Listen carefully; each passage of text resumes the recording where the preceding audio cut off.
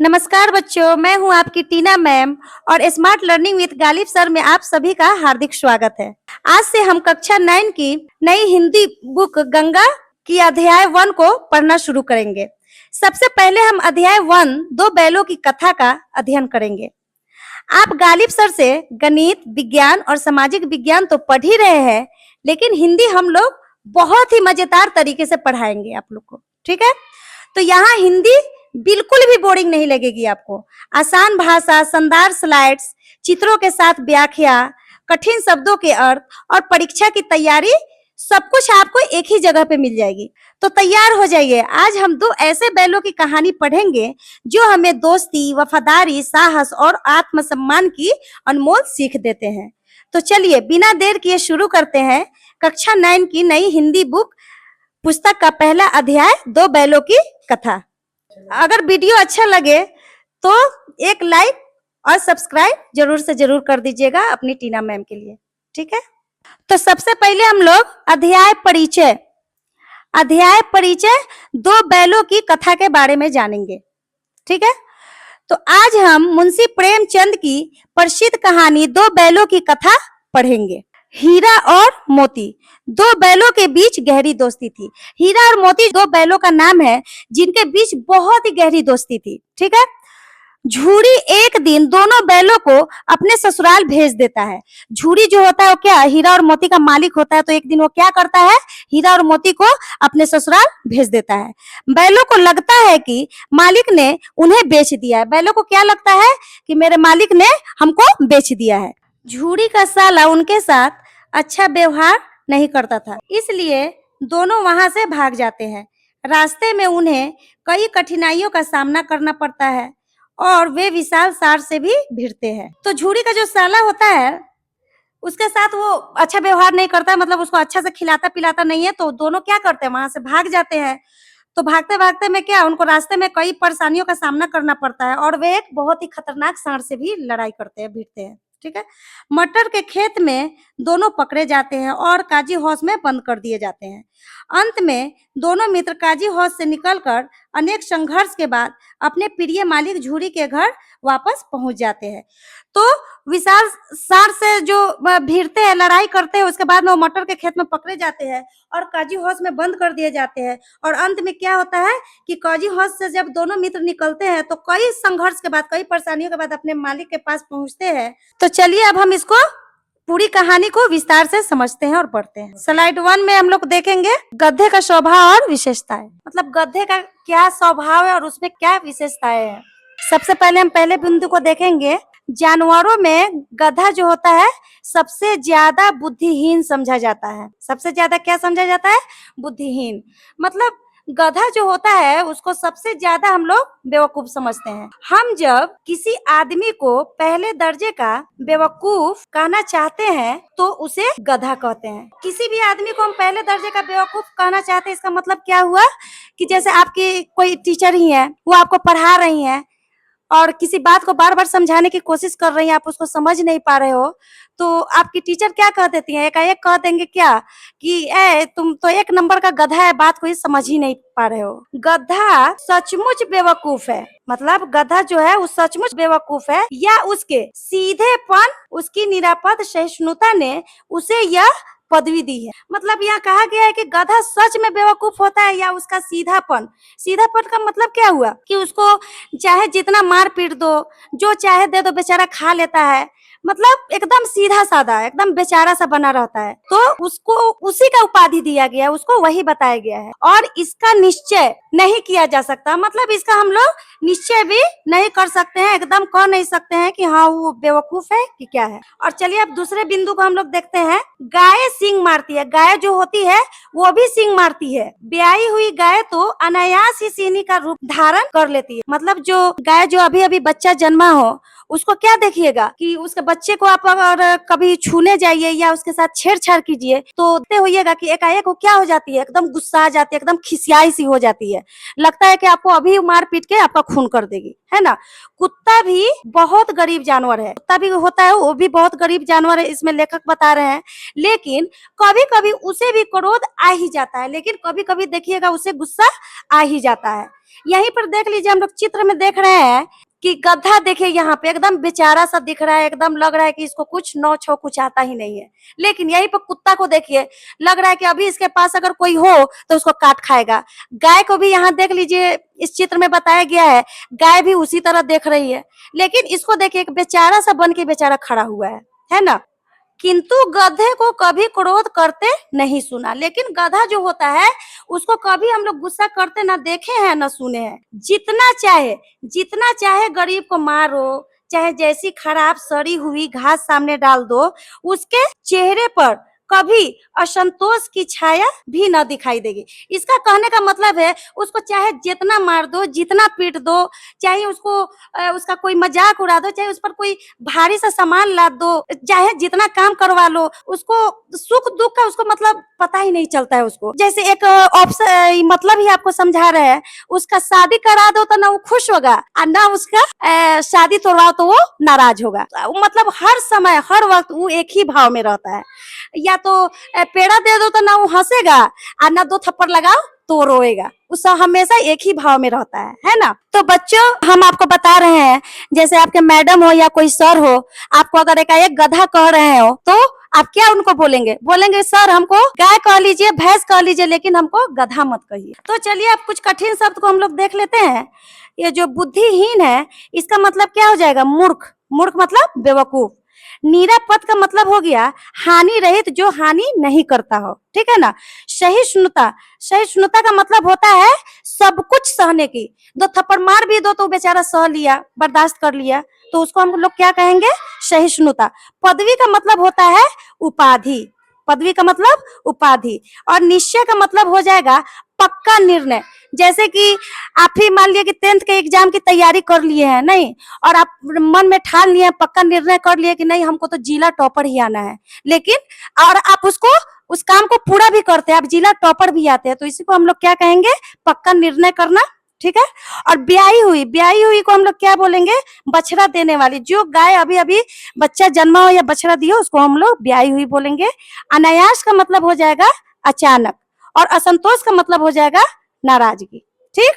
अब चलिए, अब हम लोग आगे की तरफ बढ़ते हैं स्लाइड 2 में। गधे की सहनशीलता और सदुन, मतलब गधा में क्या क्या सहने की उसमें शक्ति है और उसके क्या क्या अच्छे गुण है, उसके बारे में हम लोग जानते हैं। तो सबसे पहले हम लोग पहले बिंदु को पे आते हैं और उसमें देखेंगे, बैसाख में चाहे एक आध बार कुलेल कर लेता हो। बैसाख का जो महीना होता है उसको कहा जाता है हिंदू पंचांग का महीना, ठीक है। उसमें बेचारा खुशी से एक दो बार क्या किया कि उछल कूद कर लेता है। कुलेल का मतलब खुशी से उछलना कूदना। पर हमने तो उसे कभी खुश होते नहीं देखा, लेकिन लेखक यहाँ क्या कह रहे हैं कि पर हमने तो उसे कभी खुश होते नहीं देखा। उसके चेहरे पर एक अस्थाई विषाद अस्थाई रूप से छाया रहता है।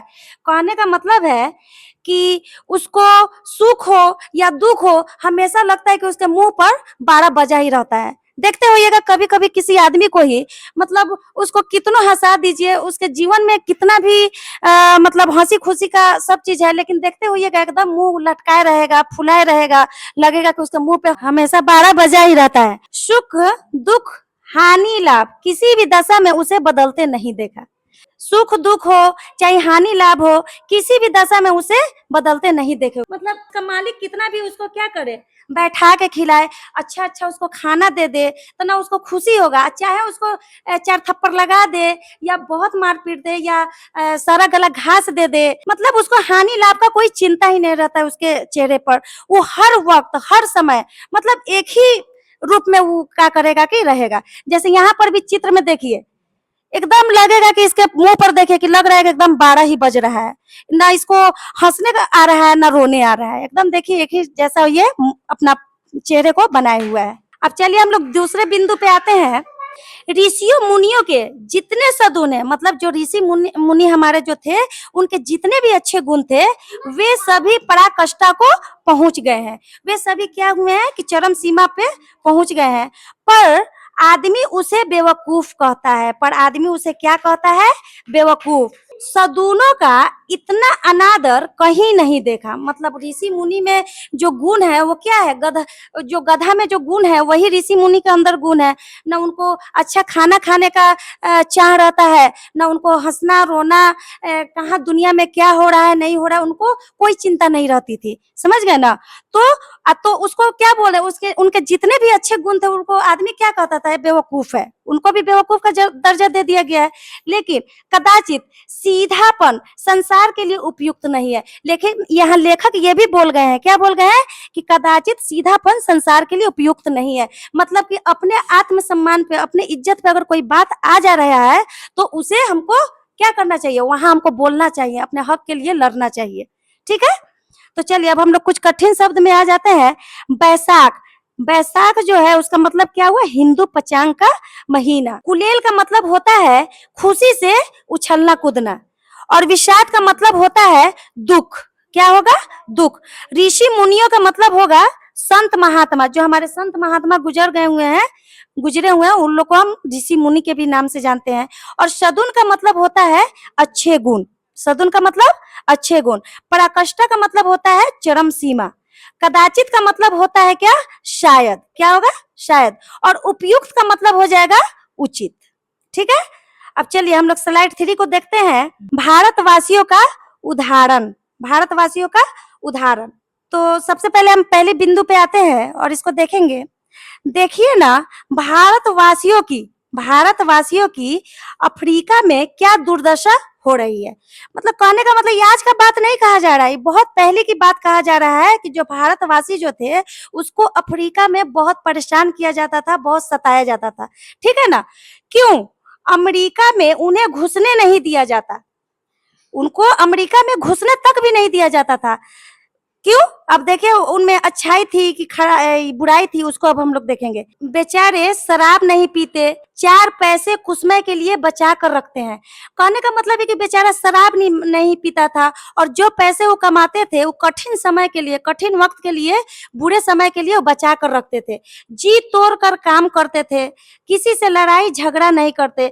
मतलब कि बहुत ही ईमानदारी के साथ भी काम करते थे, किसी से लड़ाई झगड़ा करना हो तो वो भी नहीं करते थे। 4 बातें सुनकर गम खा जाते फिर भी बदनाम है। यहाँ लेखक क्या कह रहे हैं कि मतलब इतना भी हमको सीधा साधा नहीं होना चाहिए। उनका क्या है, ये सब सीधापन का ही मतलब सारा चीज लेखक यहाँ बता रहे हैं कि ना वो शराब पीते थे, और वो जितना 2-4 पैसा होता था उसको बचा कर रखते थे अपने बुरे वक्त के लिए, और लड़ाई झगड़ा भी किसी से नहीं करते थे। मतलब किसी से वो कुछ नहीं करते थे। 2 बात भी बोल के लोग चला जाता था तो उसको सह लेते थे, है ना? तो फिर भी वहां के जो लोग थे अमेरिका वाले, तो क्या करते थे? उनके साथ बुरा सुलूक करते थे। इतना अच्छा रहते हुए भी उनके साथ बुरा सुलूक करते थे। ठीक है ना? अब चलिए हम लोग दूसरे बिंदु पर आते हैं।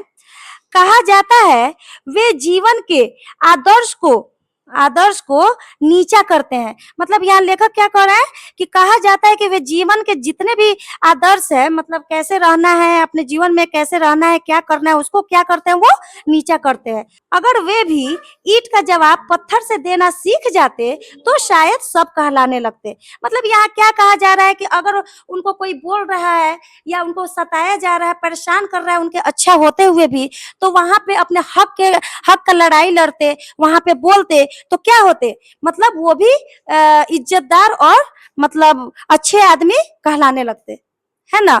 लेकिन वहां पे वो नहीं कर पाए। ईंट का मतलब उनके साथ जो भी बुरा सलूक करते थे उनका वो जवाब नहीं दे पाए, तो क्या मतलब उनको अच्छा नहीं माना जाता था, उनको सताया जाता था, परेशान किया जाता था।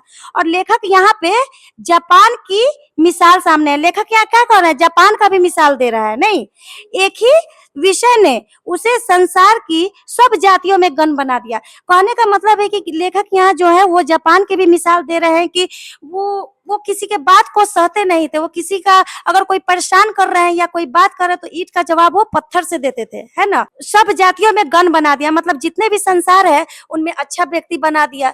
तो आइए कुछ कठिन शब्द को हम लोग देख लेते हैं। दुर्दशा का मतलब हो गया बुरी स्थिति मतलब बुरा वक्त। कुसमय का मतलब हो गया कठिन का समय, कठिन समय, बुरा समय।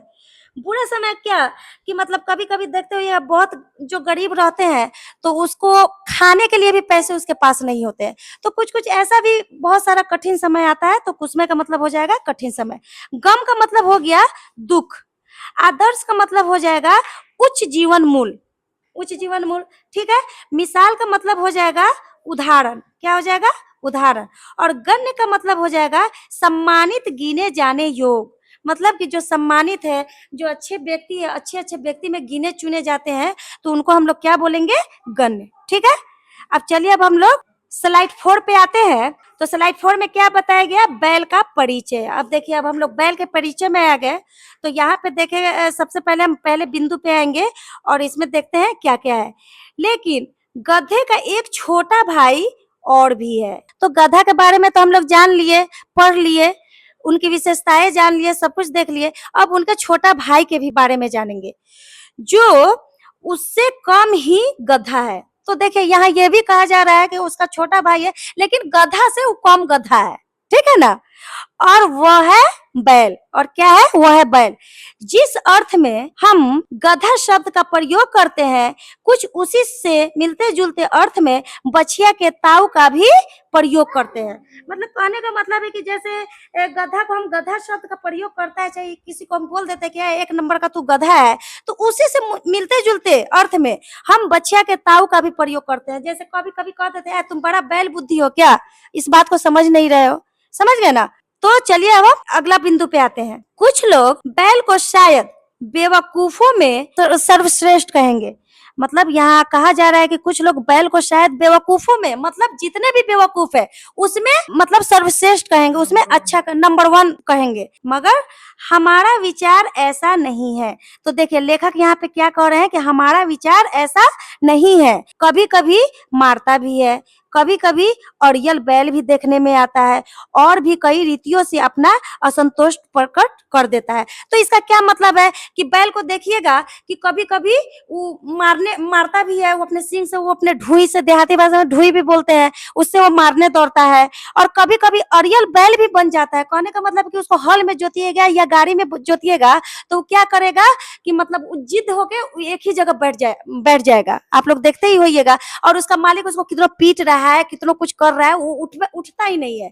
वहां पे जिद्दी होकर वो बैठा का बैठा रहता है। उसको लगता है कि तुम हम मेरे साथ कुछ भी कर लो, हम तो बैठेंगे तो बैठे ही रहेंगे, ठीक है ना।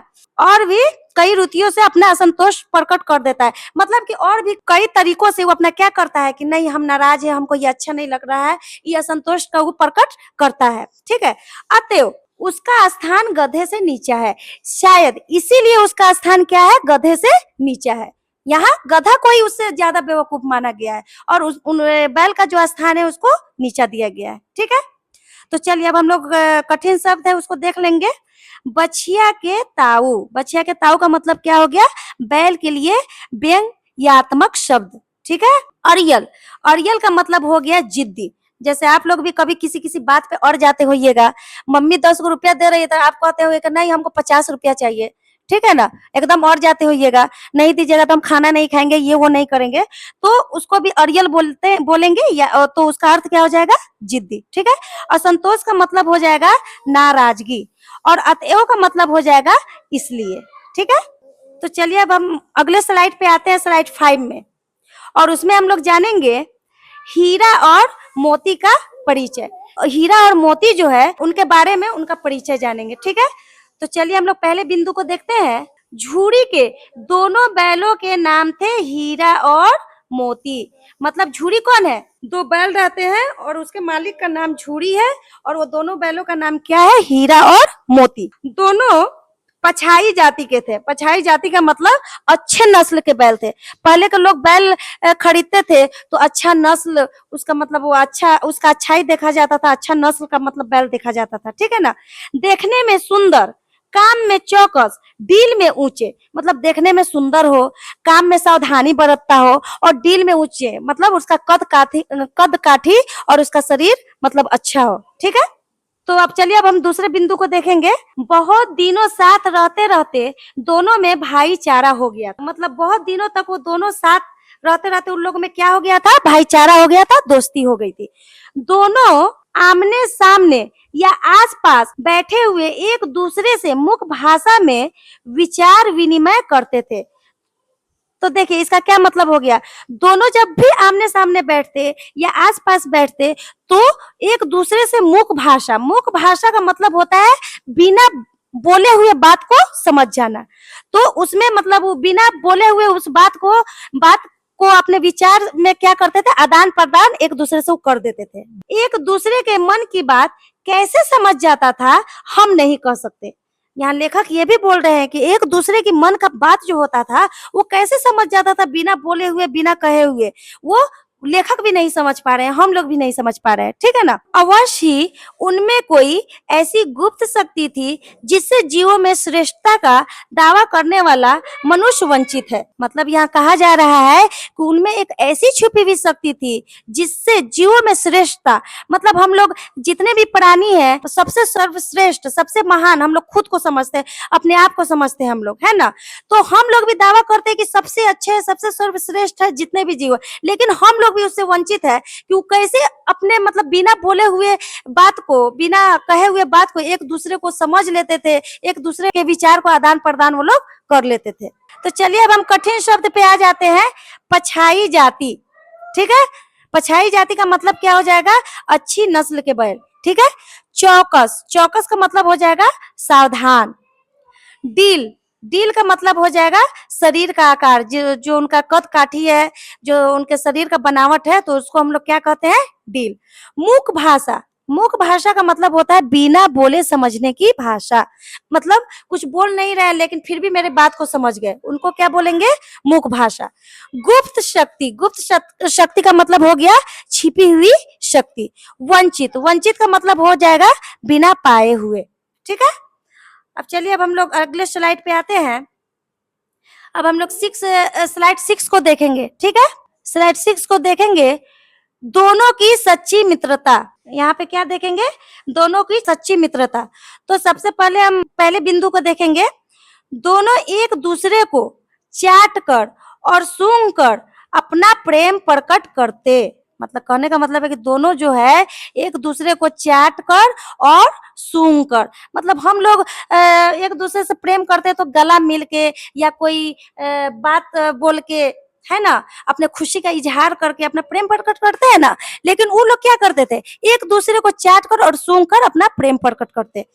कभी कभी दोनों सींग भी मिला लिया करते थे, कभी कभी दोनों सींग भी मिला लिया करते थे। पहले के जमाने में देखते होइएगा, आप तो उतना बैल देखने को मिलता नहीं है, लेकिन फिर भी आप लोग देखे होइएगा कि दो बैल जो रहते थे और सींग मिलाता तो वो मिलाता नहीं था, वो तोड़िए लेता था क्रोध होके, है ना, टकरा के तोड़ ही लेता था। लेकिन यहाँ वैसा बात नहीं है, वो दोनों अपने प्रेम की वजह से अपना सींग मिलाते थे।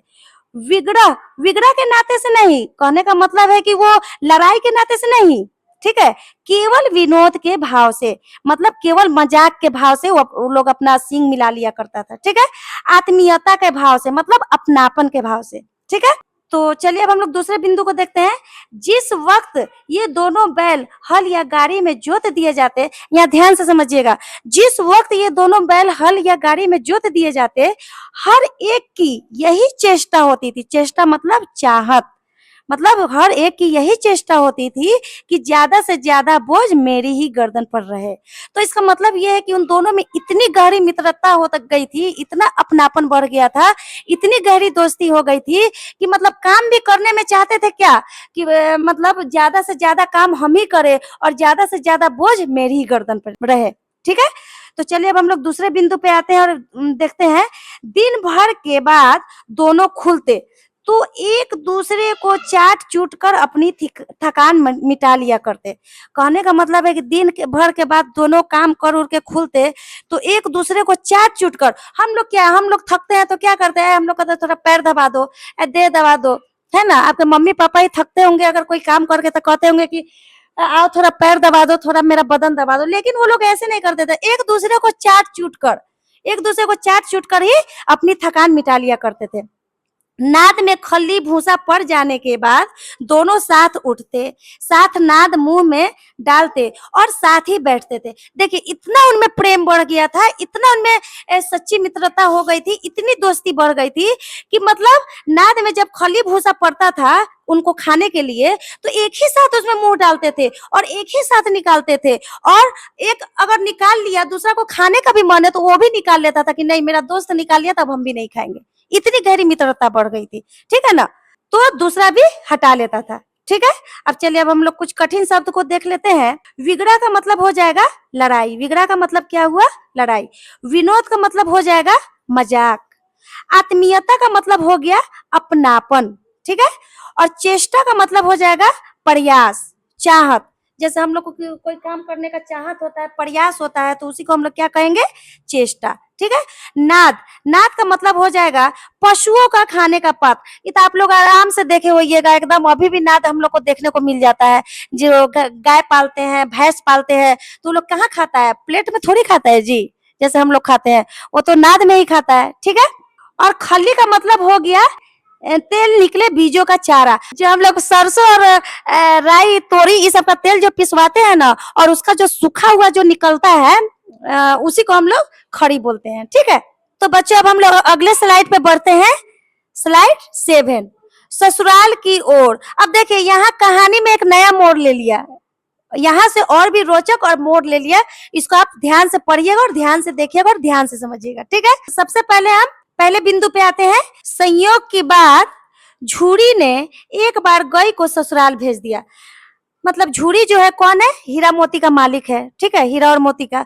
तो उनके मालिक ने उनको क्या किया, अपने ससुराल भेज दिया। अब भाई ससुराल भेजने का कई भी कारण हो सकते हैं, कहीं उनकी पत्नी ही कही होगी कि नहीं भेजिएगा हीरा और मोती को, दोनों बैलों को नहीं भेजिएगा तो आज हम आपको खाने नहीं देंगे, ठीक है। तो बेचारा इसी भी वजह से भेज दिया हो, ठीक है। बैलों को क्या मालूम वे क्यों भेजे जा रहे हैं, मतलब बेचारा बैल जो है उसको क्या पता है कि हमको क्यों भेजे जा रहे हैं। समझे मालिक ने हमें बेच दिया है। वो बेचारा अपने में डिस्कस कर रहा है, विचार कर रहा है, सोच समझ रहा है कि पता नहीं क्यों भेज दिया है, मतलब कि हमें बेच दिए हैं मालिक। वो अपने में मतलब उधेर बुन कर रहा है, ठीक है। अपना यूं बेचा जाना उन्हें अच्छा लगा या बुरा कौन जाने। मतलब यहाँ लेखक कह रहे हैं मतलब वो तो समझ रहे हैं कि हमको मेरा मालिक बेच दिया है, लेकिन उनको अच्छा लगा या बुरा ये कौन जाने। पर झूरी के साले गया को घर तक गई ले जाने में दांतों पसीना आ गया। अब देखिए यहाँ पे वो दोनों बैलों का मतलब उनको लग रहा है कि मेरे मालिक ने हमें बेच दिया, लेकिन उनको थोड़ा भी उनका मन नहीं था कि हम ये घर छोड़ के जाए, अपने मालिक को छोड़ के जाए। तो झूरी के साले को उनके अपने घर ले जाने में उनके दांतों पसीना आ गया, मतलब बहुत परेशान किया वो लोग। जो दो हीरा और मोती थे वो झूरी के साला को क्या किया, बहुत ही परेशान किया, ठीक है। तो चलिए अब हम लोग दूसरे बिंदु पे आते हैं। पीछे से हाँकता तो दोनों दाएं बाएं भागते। कहने का मतलब है कि जब वो गया जो होता है वो पीछे से जब बैलों को हाँक रहा है तो दाएं बाएं भाग रहे हैं। पगहिया पकड़कर आगे से खींचता, मतलब पगहिया मतलब क्या हुआ, रस्सी, रस्सी पकड़कर जब झूरी का साला जो था वो आगे से खींचता तो दोनों पीछे की जोर लगाते। मतलब वो बेचारा आगे खींच रहा है अपना जोर लगा के, तो ये दोनों अपना जोर लगा के पीछे की ओर चले जाते। मारता तो दोनों सींग नीचे करके हुंकारते। जब वो गुस्सा होकर एकदम खिसिया के कह रहा है कि हम पीछे तुमको कर रहे हैं तो तू आगे क्यों जा रहा है, एकदम खिसिया झिंझला के जब उसको मारता तो दोनों बैल क्या करते थे, सींग नीचे करके हुंकारते, मतलब गुस्सा भरी आवाज निकालते, ठीक है। चलिए अब हम कुछ कठिन शब्द देख लेते हैं। संयोग का मतलब हो गया इत्तेफाक। संयोग का मतलब क्या हुआ, इत्तेफाक, एकाएक कोई काम हो जाना, ठीक है, उसको हम लोग संयोग बोलेंगे। दांतों पसीना आ गया, दांतों पसीना आ गया का मतलब हो गया बहुत कठिनाई हुई, मतलब बहुत परेशानी हुई, ठीक है। हाँकता, हाँकता का मतलब हो जाएगा आगे बढ़ाने के लिए आवाज लगाना। मतलब पहले देखते नहीं होइएगा बैल को ही लोग हाँकता था तो नहीं कहता था है हुर्र ठीक है। और पगहिया का मतलब होता है रस्सी, पगहिया का मतलब क्या होता है, रस्सी। और हुंकारते, हुंकारते का मतलब होता है गुस्से में आवाज निकालना, ठीक है। चलिए अब हम लोग अगले स्लाइड में बढ़ते हैं। तो चलिए बच्चों हम लोग स्लाइड 8 को देखते हैं, घर की याद।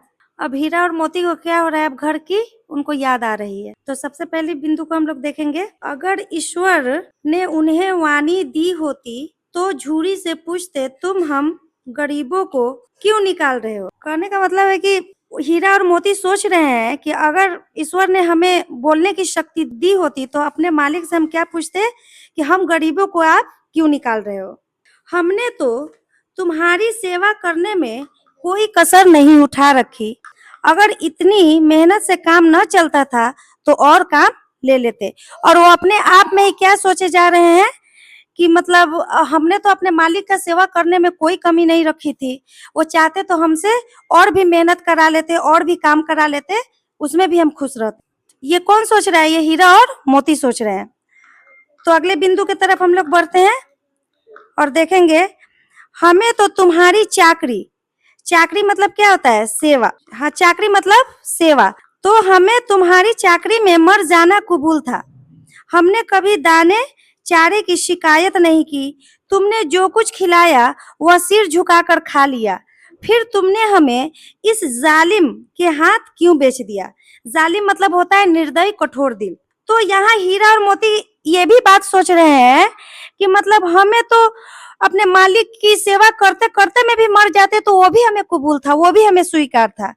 और हमने तो अपने मालिक से कभी दाने चारे की भी शिकायत नहीं की। उसने जो हमें खिलाया पिलाया उसको सिर झुकाकर हमने क्या किया, खा लिया। फिर वो हमको इस जालिम के हाथ क्यों बेच रहे हैं, मतलब इस कठोर दिल के हाथ हमें क्यों बेच रहे हैं। वो अपने आप में ही ये सब बातें क्या कर रहे हैं, सोचे जा रहे हैं। तो अब हम कुछ कठिन शब्दों को देख लेते हैं। वाणी का मतलब होता है बोलने की शक्ति, और चाकरी का मतलब हो जाएगा सेवा। जालिम का मतलब हो जाएगा निर्दयी, जो कठोर दिल जो होता है निर्दयी, उसको हम लोग जालिम बोलेंगे। कबूल का मतलब हो जाएगा स्वीकार, और दाने चारे का मतलब हो जाएगा पशुओं का भोजन। जो पशु जो घास चारा भूसी ये लोग दाना भूसी ये जो खाते हैं उसको हम लोग पशुओं का भोजन कहेंगे। तो चलिए अगला स्लाइड में हम लोग बढ़ते हैं। स्लाइड 9 में आ गया। अब यहाँ पे क्या हो गया, भागने का निर्णय। सबसे पहले बिंदु को हम लोग देखेंगे, संध्या समय। संध्या समय का मतलब हो जाएगा शाम का समय। संध्या समय दोनों बैल अपने नए स्थान पर पहुंचे। दिन भर के भूखे थे, लेकिन जब नाद में लगाए गए तो एक ने भी उसमें मुंह न डाला। दिल भारी हो रहा था। जिसे उन्होंने अपना घर समझ रखा था वह आज छूट गया था। यह नया घर, नया गांव, नए आदमी सब उन्हें बेगाने से लगते हैं। तो यहाँ कहने का अर्थ यही है कि शाम का समय जब दोनों बैल क्या करते हैं, अपने नए स्थान पर नए जगह पर जब पहुंचते हैं तो दिन भर के भूखे प्यासे होते हैं, लेकिन जब उनको नाद में दिया गया खाना खाने के लिए तो एक ने भी उसमें मुंह ना डाला। और दिल भारी हो रहा था, मतलब मन ही मन वो क्या कर रहे थे, उनका दिल रो रहा था। ठीक है। और ये वो यही सोचे जा रहे थे कि जिसको हम अपना घर समझ रखे थे वो हमसे आज छूट गया है। और ये कहाँ पे आ गए, नया घर, नया गांव, नया आदमी, सब उनको क्या लग रहे थे, पराये से लग रहे थे। तो जैसे कोई लड़की जो होती है तो देखते हैं उनका शादी ब्याह होता है उसका, तो वो बचपन से ही अपने घर में उनको पाला पोसा जाता है, बहुत सारा लाड प्यार से रखा जाता है, उसकी सारी मनमानी पूरी की जाती है। तो जब उसका शादी होता है तो वो अपने ससुराल जाती है तो क्या वो हंस के जाती है, नहीं ना, रो के ही जाती है और बहुत रोती है। तो वही हाल यहाँ हीरा और मोती का भी देखा जा रहा है। लड़की जब ससुराल में जाती है तो वहां भी ना उनका नया घर, नया आदमी और नए लोग रहते हैं। उसी तरह हीरा और मोती को भी वही महसूस हो रहा था। ठीक है। तो अब हम लोग अगले बिंदु को देखेंगे। दोनों ने अपनी मुख भाषा में सलाह की। जब गांव में सन्नाटा हो गया तो दोनों जोर मारकर पगही तुरा डाले और घर की तरफ चल पड़े। पगही बहुत मजबूत थे, पर इस समय उनमें दुन्नी शक्ति आ गई थी। एक एक झटके में रस्सियां टूट गई। तो यहाँ कहने का अर्थ यही हो रहा है कि दोनों ने अपने मुख भाषा में, मतलब बिन बोले हुए बात में क्या, मतलब एक दूसरे को समझाने की कोशिश की और एक उपाय किया क्या कि जब गांव में जब शाम हो जाएगा तो हम लोग क्या करेंगे, जोर मार कर रस्सी तोड़कर अपने घर भाग जाएंगे। लेकिन क्या होता है वहां पे जो उनको रस्सी से बांधा जाता है वो रस्सी बड़ा ही मजबूत होता है, लेकिन उसको भी तोड़ने में क्या उनको दुन्नी शक्ति आ गई। मतलब कहने का मतलब है हम लोग जिस काम को अगर पक्का इरादा कर लेते हैं कि नहीं इसको करेंगे करेंगे, तो आदमी में एक नया ही ताकत आ जाती है ना। उसी तरह हीरा और मोती के भी अंदर क्या हुई, दुन्नी शक्ति आ गई और एक एक झटके में ही वो क्या किए, रसिया को तोड़ डाले। ठीक है, तो हम लोग कुछ कठिन शब्दों को देख लेते हैं। संध्या का मतलब होता है शाम। ठीक है, नाद का मतलब हो गया पशुओं का खाने का पात्र, जो पशुओं का खाने का जगह जो होता है, जहाँ पशु जानवर लोग खाते पीते हैं, तो उसको हम लोग नाद बोलेंगे। बेगानों का मतलब होता है पराये लोग। ठीक है, पगहे का मतलब हो जाएगा बैल बांधने की रसिया, और शक्ति का मतलब हो जाएगा ताकत। ठीक है, तो बच्चों हम लोग आगे की स्लाइड को देखते हैं। स्लाइड 10। स्लाइड 10 में हम लोग क्या देखेंगे, घर वापसी पर स्वागत। मतलब घर वापसी, हीरा और मोती जब अपने घर वापस आ जाते हैं तो उनका कैसे स्वागत किया जाता है, कैसे उनका वेलकम किया जाता है, उसके बारे में हम लोग देखेंगे। तो सबसे पहले हम लोग अगली बिंदु पे आते हैं। झूरी प्रातः काल सोकर उठा तो देखा कि दोनों बैल चरनी पर खड़े हैं। चरनी का मतलब होता है कि जहाँ जानवर जो खाने पीने का जो जगह होता है उसको हम चरनी बोलेंगे। दोनों की गर्दनों में आधा आधा गड़ाव लटक रहा है। गड़ाव का मतलब होता है जो जानवर सबके गर्दन में की जो रस्सियां जो होती है उनको हम गड़ाव बोलेंगे। हाँ, एक रस्सी तो खूंटे से बांधा जाता है और एक रस्सी उनके गले में होती है, जो आप लोग भी देख चुके होंगे। आप लोग के भी गांव में अगर गाय भैंस और ये सब होती होंगी जानवर सब, तो उनके गले में देखते हो, पहले उनके गले में रस्सी होती है, फिर उसके बाद में उस रस्सी में बांध के तब वो रस्सी को खूंटे में बांध दिया जाता है। घुटने तक पांव कीचड़ से भरे हैं और दोनों की आंखों में विद्रोह में स्नेह झलक रहा है। कहने का मतलब है कि यहाँ झूरी जो है, जब वो सुबह सवेरे क्या सो के जगह तो देखा क्या कि मेरे दोनों बैल अपनी चरनी पर खड़े हैं। मतलब चरनी का मतलब बताया ना कि जो खाने पीने की जगह होते हैं, अपने चरनी पे खड़े हैं। दोनों की गर्दनों में आधा आधा गड़ाव लटक रहा है, मतलब कि जो उनके गर्दन की जो रस्सी है वो आधा, जो रस्सी उसका आधा हिस्सा लटक रहा है। घुटने तक पांव कीचड़ से भरे हैं और आंखों में विद्रोहमय स्नेह झलक रहा है। मतलब उनका पांव पूरा कीचड़ से भरा हुआ है और आंखों में विद्रोहमय। विद्रोहमय का मतलब क्या हुआ, जिसमें शिकायत भी रहे और प्रेम भी रहे। तो हीरा और मोती को तो अपने मालिक से तो बहुत प्रेम रहता है, लेकिन कहीं ना कहीं उनको शिकायत भी रहती है कि मेरे मालिक इतने अच्छे हैं और उनके साथ हम इतना वफादारी किए, फिर भी हमें वो क्यों बेच दिए। तो कहीं ना कहीं उनको शिकायत भी रहती है और उनसे प्रेम भी होता है। तो अगले बिंदु पे हम लोग आते हैं। झूरी बैलों को देखकर स्नेह से गदगद हो गया। मतलब झूरी जो होता है बैलों का मालिक, वो अपने बैल को देख के क्या हो गया, स्नेह से गदगद हो गया, मतलब बहुत ज्यादा खुश हो गया। दौड़कर उन्हें गले लगा लिया, मतलब उसको देखते ही दौड़ के उनको गले लगा लिए। प्रेम लांगिन और चुंबन का वह दृश्य बड़ा ही मनोहर था। प्रेम लांगिन का मतलब होता है प्रेम से गले लगा लेना। मतलब वो दौड़ के आगे बढ़ा और जल्दी से अपने दोनों बैलों को गले लगा लिया और उसको बार बार चूमने लगे। मतलब वो जो नजारा जो था ना, वो बहुत ही आकर्षक, बहुत ही मतलब देखने लायक था, बहुत ही अच्छा था। ठीक है, तो अब हम लोग आगे की बिंदु को देखते हैं। घर और गांव के लड़के जमा हो गए। ये सब देख के क्या किया, घर और गांव के जो लड़के थे वो जमा हो गए और तालियां बजाकर उनका स्वागत करने लगे। बाल सभा ने निश्चय किया कि दोनों पशु वीरों को अभिनंदन पत्र देना चाहिए। कोई रोटियां लाया, कोई गुड़, कोई चोकर, कोई भूसी। कहने का मतलब है कि जो जब ये सब हो रहा था, जब झूरी अपने बैलों को प्रेम पे प्रेम किया जा रहा था, तो घर गांव का जो लड़का था वो क्या हो गया, वहां जमा हो गया और तालियां बजाने लगा और उसका स्वागत करने लगे। और बाल सभा का जो बच्चों का जो समूह जो होता है बाल सभा, उन्होंने यह फैसला किया कि दोनों बैलों को हम लोग क्या करेंगे, सम्मानित पत्र देंगे। तो और उसके बाद कोई लड़का रोटी लाया, कोई गुड़ लाया, कोई चोकर लाया, कोई भूसी लाया। खुशी से सब ला ला कर उसको खिलाने लगे। ठीक है, तो अब हम लोग कुछ कठिन शब्दों को देख लेंगे। चरनी का मतलब होता है पशुओं की खाने की जगह, जहाँ पशु जानवर लोग जो जहाँ खाते पीते हैं, जहाँ उनका नाद होता है, उसको हम चरनी बोलेंगे। गड़ाव का मतलब होता है गले की रस्सी का हिस्सा। मतलब उनके गले की जो रस्सी जो होता है, उसका जो बचा हुआ जो हिस्सा होता है, उसको हम लोग गड़ाव बोलेंगे। विद्रोह में का मतलब होगा विद्रोह से भरा, मतलब गुस्से से भरा। ठीक है। और गदगद का मतलब हो जाएगा अत्यंत भावुक, मतलब अत्यंत भावुक, अत्यंत खुश हो जाना, बहुत खुशी। प्रेम लांगिन का मतलब हो जाता है प्रेम से गले लगाना।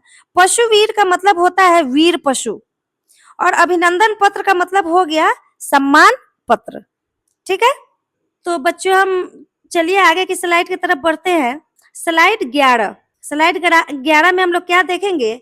झूरी की पत्नी और बैलों का अपमान। मतलब झूरी की पत्नी होती है और वहां बैलों का कैसे बेइज्जती किया जाता है उसके बारे में हम लोग देखेंगे। तो सबसे पहली बिंदु को हम लोग देखते हैं। झूरी की स्त्री ने बैलों को देखा तो जल उठी, बोली कैसे नमक हराम बैल है कि एक दिन वहां काम न किया और भाग खड़े हुए। मतलब है कि झूरी की जो पत्नी होती है वो बैलों को देखते एकदम जल भुन गई। ऐसे भी लेडीज लोग को उनका मायका बहुत ही पसंदीदा होता है, उनके माँ बाप, उनके भाई सब बहुत उनके लिए मतलब पसंदीदा होता है, ठीक है ना।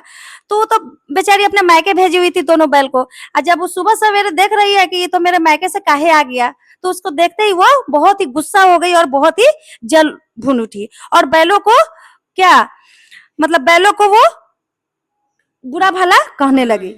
बहुत ही नमक हराम बैल है, कोई काम नहीं किया है और भाग खड़े हुए। ठीक है। तो चलिए अगली बिंदु को हम लोग देखते हैं। झूरी बोला नमक हराम क्यों है? चारा दाना कुछ न दिया होगा तो क्या करते? अब मतलब जो आप पति पत्नी जो होते हैं वो आपस में ही लड़ने लगते हैं। एक बोल रही है कि मतलब एको काम भी नहीं किया और भाग खड़ा हुआ है, तो उसका जो मालिक होता है झूरी, वो क्या बोल रहा है, नमक हराम काहे बोल रही है मेरे बैल को? वो कुछ नहीं खाने के लिए तुम्हारा भाई दिया होगा, तुम्हारा घर वाला नहीं दिया होगा, तो मेरा बैल आ गया है तो क्या करता, भाग खड़ा हुआ है। ठीक है। अगले बिंदु पे हम लोग देखेंगे। स्त्री ने कहा, मतलब झूरी की जो पत्नी होती है उसने क्या कहा? ये दोनों काम चोर है, अब सूखे भूसे के सिवा कुछ न दूंगी। मतलब झूरी की जो पत्नी होती है वो क्या बोल रही है कि ये दोनों बहुत ही कामचोर है। कामचोर मतलब क्या होता है कि जो काम धंधा नहीं करना चाहता हो, कि अब ये तो काम धंधा करने में काम चोरी करता ही है, कि अब इसको सूखा भूसा ही देंगे हम, इसके सिवा इसको कुछ नहीं देंगे। इसके बाद में हम अगले बिंदु को देखेंगे। वही हुआ, बैलों के सामने केवल सूखा भूसा डाला गया, दोनों ने नाद में मुंह डाला पर खाने का मन न हुआ। वे आशा भरी आंखों से द्वार की ओर तकते रहे। मतलब वो जो उसकी पत्नी जो बोली वही करबे की। अब पत्नी के सामने बेचारा पति लोग का चलता कहाँ है, जो पत्नी ठान लेती है वही होता है ना जी। अब उसकी पत्नी ठान ली थी कि एको हम सूखे भूसा उसा देंगे, इसके बाद हम कुछ देबे नहीं करेंगे, ठीक है ना। तो वही की, तो बेचारे बैल क्या करते, नाद में मुंह डाला लेकिन उनको खाने का मन नहीं कर रहा था। और वे आशा भरी, आशा भरी मतलब आशा भरी का मतलब होता है मतलब एकाएक टक्की लगा के देखते रहना। ठीक है। तो एकाएक लगातार वो द्वार की तरफ देखते रहे कि कहीं कुछ ऐसा हो कि कुछ और खाने को मेरे लिए लाए। तो चलिए हम लोग कुछ कठिन शब्दों को देख लेते हैं। नमक हराम का मतलब क्या हुआ? एहसान न मानने वाला। जो एहसान नहीं मानता है तो हम लोग देहाती भाषा में भी कह देते हैं कि ये तो बड़ी नमक हराम है। ठीक है। चारा दाना का मतलब हो जाएगा पशुओं का भोजन। और कामचोर का मतलब हो जाएगा काम से जी चुराने वाला, जो काम धंधा नहीं करता। देखते होइएगा कोई कोई आदमी ना काम करना चाहता है ना कुछ करना चाहता है, सोचता है कि हमको बैठे बैठे हमको खाना पीना मिले, हम कुछ नहीं करो, मेहनत से भागता है, उसी को हम लोग कामचोर बोलेंगे। और भूसा का मतलब हो जाएगा सूखा चारा। और नाद का मतलब हो जाएगा पशुओं का खाने का पात्र। नाद मतलब जहाँ पशु जिसमें खाते पीते हैं, जिस नाद में, उसको हम लोग क्या बोलेंगे? खाने का पात्र। ठीक है। तो चलिए अब हम आगे की स्लाइड की ओर बढ़ते हैं। तो स्लाइड 12 में हम लोग देखेंगे गाय के घर में कठोर व्यवहार। मतलब गाय के घर में वो तो आ गया, लेकिन फिर गाय इतना ना थुथुर मुहा इतना ना थुथुर था कि फिर दोबारा है और क्या किया, वो फिर से बैल को ले गया और वहां जाकर उसके साथ क्या कठोर व्यवहार किया उन दोनों बैलों के साथ, उसके बारे में हम लोग को देखेंगे। ठीक है। तो सबसे पहले हम बिंदु को देखेंगे। दूसरे दिन गया फिर आया और बैलों को गाड़ी में जोत कर ले गया। मोती ने कई बार गाड़ी को खाई में गिराने की कोशिश की, लेकिन हीरा ने संभाल लिया। वह अधिक सहनशील था। सहनशील मतलब होता है जिसमें ज्यादा सहने की ताकत हो। ठीक है। तो गया क्या किया कि इतना ना थुथुर था कि तो बेचारा बैल इतना मेहनत से भागे हुए थे, लेकिन फिर वो आ गया दोबारा लेने, ठीक है। और फिर बैलों को क्या किया, गाड़ी में जोत कर ले गया। लेकिन मोती जो था वो थोड़ा शरारती टाइप का था, ठीक है ना। जैसे आप ही अपने स्कूल में पढ़ते हैं तो देखते होइएगा, कोई कोई बच्चा शरारती होता है, मतलब क्या ज्यादा जल्दी खिसिया जाता है, और कोई कोई बच्चा मतलब सहने वाला होता है, जो कोई बात को भी सह लेता है। कोई बच्चा अगर उसके साथ झगड़ा भी किया तो उसको सह लेता है, लेकिन कोई कोई बच्चा उसको क्या करता है, उससे ज्यादा ही उसको पीट के भगा देता है, ठीक है ना। मोती उसी तरह था, ठीक है। तो गया आया, उसको उनको गाड़ी में जोत के ले गया, तो मोती क्या किया, गाड़ी को बार बार खाई में गिराने की कोशिश की। यहाँ चित्र में भी दिखाया जा रहा है, देखिए। ये तो गया देखने से ही लग रहा है कठोर दिल, निर्दयी लग रहा है कि कितना मतलब ही बदमाश आदमी है। और ये देखिए मोती इसको क्या कर रहा है, खाई में गिराने की कोशिश कर रहा है, ठीक है। और हीरा जो है वो चित्र में दिखाया जा रहा है कि हीरा जो है उसको पीछे की तरह वो रोक रहा है, ठीक है ना। तो यहाँ हीरा सोच रहा है कि हम तो डूबेंगे सनम, तुमको ले डूबेंगे, मतलब यहाँ उसको उसका वही सोच आ रहा है, ठीक है ना। अब चलिए अगले बिंदु में हम लोग देखते हैं। घर पहुंचकर गया ने दोनों को मोटी रस्सियों से बांध दिया और पिछली शरारत का मजा चखाया, फिर वही सूखा भूसा डाल दिया, जबकि अपने बैलों को खली और चूनी खिलाई। अब देखिए गया, देखिए यहाँ कितना निर्दयी, कितना कठोर दिल था कि वो गया तो उसको तो याद है कि मतलब पिछले बार हम ले आए थे, इतना मेहनत से ले आए थे, लेकिन ये क्या किया है, जोर पगहा तुर के अका किया है, भाग गया। तो इस बार वो क्या किया है, मोटी रस्सी से उसको बांध दिया है और उसके सामने क्या किया, सूखा भूसा डाल दिया है, भूसा सूखा भूसा, और अपने बैलों को जबकि क्या खली और चूनी मतलब खिलाया। अच्छा, खली का मतलब आपको बताया था ना पिछले स्लाइड में कि खली का मतलब होता है ये सरसों और राई, ये सब जो उसको पेराया जाता है और उसका जो चोकर जो निकलता है उसका जो उसी को हम लोग खली बोलेंगे, ठीक है। और चूनी का मतलब होता है कि कोई अनाज को पीस के जिसका चूनी बनाया जाता है, दर्रा, जैसे हम लोग उसको दर्रा भी बोलते हैं देहाती भाषा में, उसी को हम लोग चूनी बोलेंगे, ठीक है। तो अगले की बिंदु में हम लोग बढ़ेंगे आगे और अगले बिंदु को देखेंगे। दोनों बैलों का ऐसा अपमान कभी नहीं हुआ था, उन्होंने नाद की ओर आंख उठाकर भी नहीं देखा। अब दोनों जो बैल थे वो अपने मालिक के यहाँ इतना लाड प्यार से रहते थे, उनको अच्छा खाना खिलाया जाता था, मेहनत भी करते थे, फिर भी वो खुश थे। लेकिन यहाँ पे क्या हुआ, उनका बेइज्जती किया जा रहा था। और सूखा भूसा डाल दीजिएगा तो क्या वो खाएगा, नहीं खाएगा। हम ही लोग को अगर मान लिया कि हम लोग के साथ बेइज्जती होता है तो मन कैसा होता है, ना खाने का मन करता है ना पीने का मन करता है। तो उसी तरह हीरा और मोती को भी लग रहा था और उसी तरह महसूस हो रहा था, ठीक है। तो हम लोग कुछ कठिन शब्दों को देख लेंगे। सहनशील का मतलब होगा सब कुछ सहने वाला, मतलब उसके जिंदगी में कोई भी परेशानी हो चाहे कुछ भी हो तो उसको सहने की ताकत रखता हो, उसको हम सहनशील बोलेंगे। रसिया का मतलब हो जाएगा बांधने की मोटी डोरी, मतलब जिसको बांधा जाता है, जानवरों को, बैल भैंस को, इस सबको जो बांधा जाता है, जो मोटी रस्सी होती है, तो उसको हम लोग रसिया बोलेंगे। शरारत का मतलब होता है यहाँ से भाग जाने की घटना, मतलब वहां से जो हीरा और मोती जो भाग गए हुए थे तो शरारत से ही भागे थे ना, वो अच्छा और खुशी मन से तो भागे नहीं थे, ठीक है। और खली का मतलब होगा तेल निकली हुई खली, जो सरसों और राई से, तोरी से जो तेल निकलता है और उसका जो सूखा वाला भाग बच जाता है उसको हम लोग खली बोलेंगे। और चुनी का मतलब होता है पीसा हुआ चारा। तो चलिए बच्चों हम लोग आगे की स्लाइड की ओर बढ़ते हैं। 13, ठीक है। 13 में हम लोग देखेंगे मोती का विद्रोह। विद्रोह का मतलब क्या होता है, मतलब बगावत, गुस्सा से भर जाना, उसको हम लोग क्या कहेंगे, विद्रोह। तो चलिए सबसे पहली बिंदु को हम लोग देखेंगे। दूसरे दिन गया ने बैलों को हल में जोता, पर दोनों ने जैसे पाँव न उठाने की कसम खा ली थी। वह मारते मारते थक गया। जब उसने हीरा की नाक पर डंडे जमाए तो मोती का गुस्सा काबू से बाहर हो गया। कहने का मतलब कि दूसरा दिन जब हुआ तो गया जो था वो दोनों बैलों को हल में जोतता है कि इससे हम काम कराए, पर दोनों बैल क्या कसम खा लिया था कि हम न पाँव उठाएंगे न हल जोतेंगे, देखते हैं कि हम मेरे साथ क्या करता है। वो भी ठानिए लिए हुआ था, ठीक है ना। और गया जो था उसको मारते मारते थक गया, लेकिन वो काहेला अपना पैर उठाने जाए और कोई काम करे। यहाँ भी आप लोग चित्र में देख सकते हैं कि दोनों बैल एकदम ठान के खड़ा हुआ है कि ना हम आगे जाएंगे, ना पीछे जाएंगे, ना दाएं जाएंगे, ना बाएं जाएंगे, देख तू मेरे साथ क्या करता है। ठीक है, चित्र में भी दिखाया जा रहा है। लेकिन उसके बाद जब गया जो था वो मारते मारते जब थक गया तो उसने उसके बाद उसने क्या किया, हीरा की नाक पर डंडा जमा दिया। तो मोती गुस्सा से काबू से बाहर हो गया, मतलब बेकाबू, मतलब गुस्सा से पूरा एकदम अंदर से पूरा गुस्सा गया। ठीक है, आपे से बाहर हो गया। तो चलिए अगले बिंदु पे हम लोग आते हैं और देखेंगे, वो हल जुआ रस्सी सब तोड़कर भागा। हीरा ने मुख भाषा में कहा, भागना व्यर्थ है। मतलब वो इतना ना खिसिया गया था, गुस्सा गया था कि हल जुआ रस्सी सब तोड़ तार के वो भाग खड़ा हुआ। देखिए चित्र में भी दिखाया जा रहा है कि सब तोड़ तार के हल को भी तोड़ दिया, रस्सी को भी तोड़ दिया, और वहां से वो क्या कर रहे हैं, भागने की कोशिश कर रहे हैं और भाग भी रहा है। तो हीरा क्या कह रहा है कि नहीं, यहाँ से भागना व्यर्थ है, मतलब यहाँ से भागना बेकार है।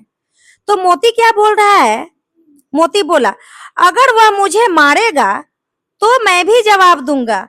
हीरा ने समझाया, नहीं, हमारी जाति का यही धर्म नहीं है।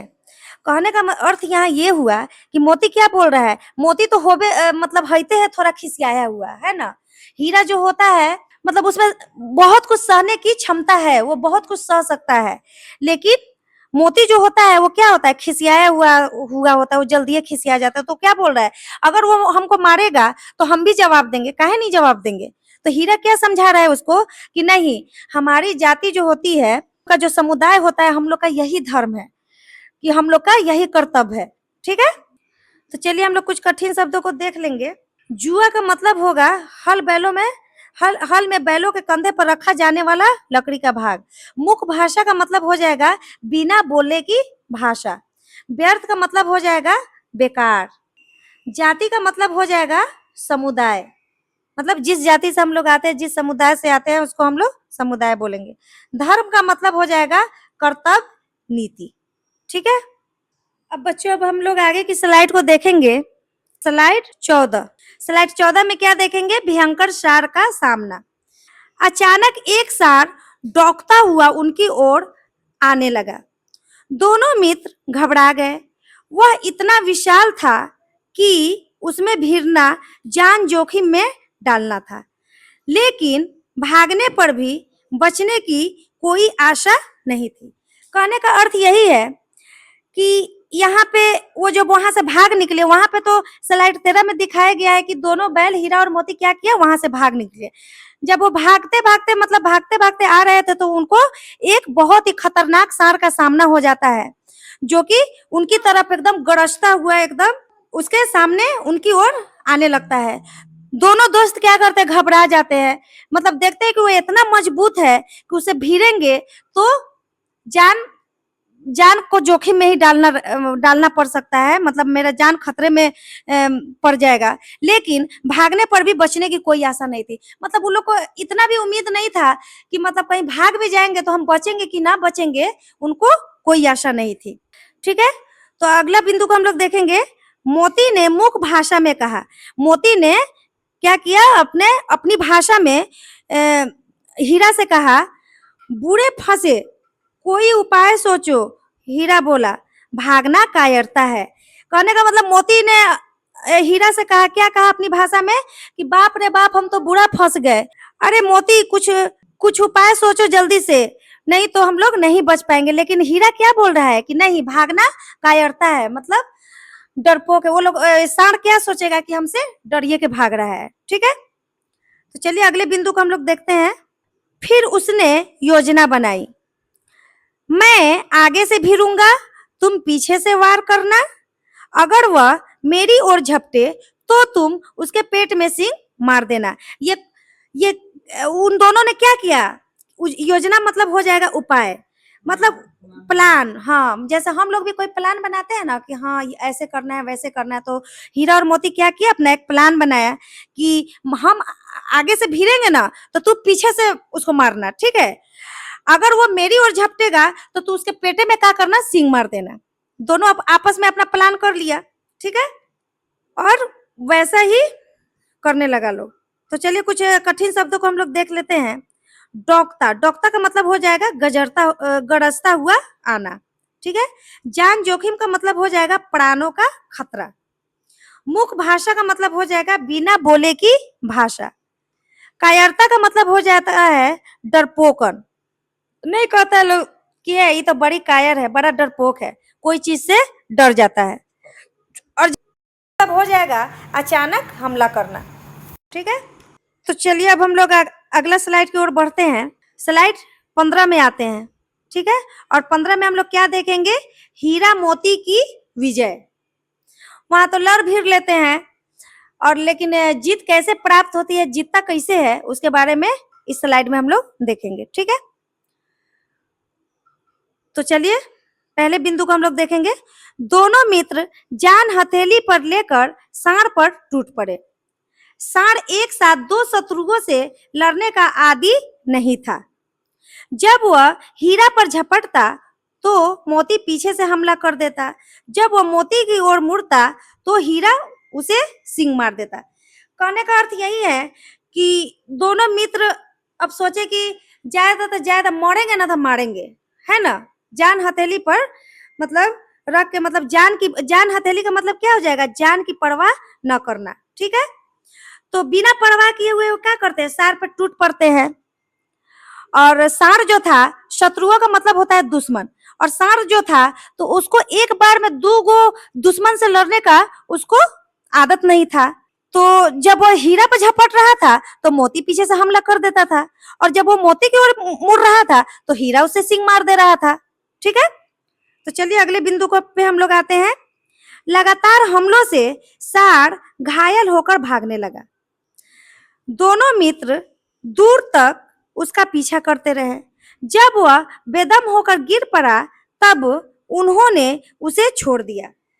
कहने का मतलब यहाँ यही है कि सार क्या किया? भागने लगा। मतलब अब देखा कि बाप रे बाप, अब तो ये दोनों बैल से हम तो जीत ना पाएंगे, है ना।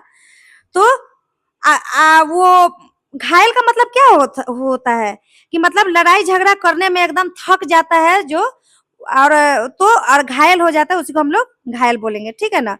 तो वो थक हार कर वो जब घायल हो गया तो क्या किया? भागने लगा। और दोनों मित्र मतलब हीरा और मोती जो था उसका पीछा करते रहे।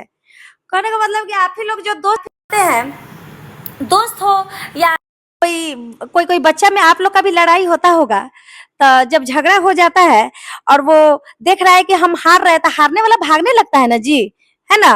तो जो जीत रहा है वो क्या करता है? उसको पीछे से दौड़ाने लगता है कि भाग, तू कहाँ ले भागेगा। ठीक है ना।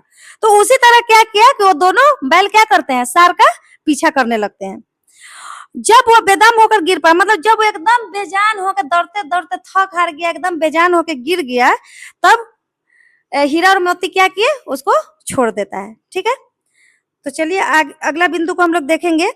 दोनों मित्र विजय के मारे आनंद से झूमते चले जा रहे थे। मोती ने कहा, मेरा मन तो उसे मार डालने का था। हीरा ने समझाया, गिरे हुए बैरी पर सींग नहीं चलाना चाहिए। कहने का अर्थ यही है कि जब दोनों मित्र, दोनों दोस्त जब जीत जाते हैं तो एकदम क्या कर रहा है कि एकदम फूल के, कहने का मतलब एकदम खुशी से फूल के एकदम जा रहे कि हम तो जीत गए हैं, समझे, झूमते हुए चले जा रहे हैं। तो मोती क्या कह रहा है? मेरा तो मन कर रहा था कि वो मारिए के वहां खत्म कर देते। ठीक है ना। तो हीरा क्या समझा रहा है उसको? बैरी, बैरी का मतलब होता है दुश्मन। तो बैरी क्या कह रहा है कि नहीं, जो दुश्मन जो होता है अगर वो घायल हो जाए, चाहे जो हो जाए, तो हमको उस पर सींग नहीं चलाना चाहिए। ठीक है। तो चलिए कुछ कठिन शब्द को जान लेते हैं। जान हथेली पर, जान हथेली पर मतलब हो जाएगा जान की परवाह न करना। शत्रु का मतलब हो जाएगा दुश्मन।